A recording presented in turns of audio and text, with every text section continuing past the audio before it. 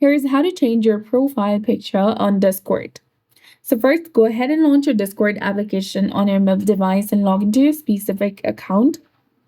Then tap on your profile picture icon from the bottom right corner of your screen to go to your profile page. Now tap on Edit Profile option that is highlighted in blue color.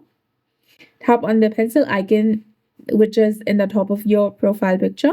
If you want to go ahead and remove the current avatar, go ahead and select the Remove Avatar option and then tap on Upload Image.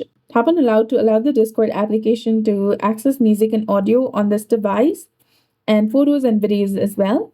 Now select your gallery or photos from where you want to upload the profile picture and resize and adjust it according to your preference. Then tap on the tick icon in the top right to confirm and tap on Save in the top right corner. So that's it.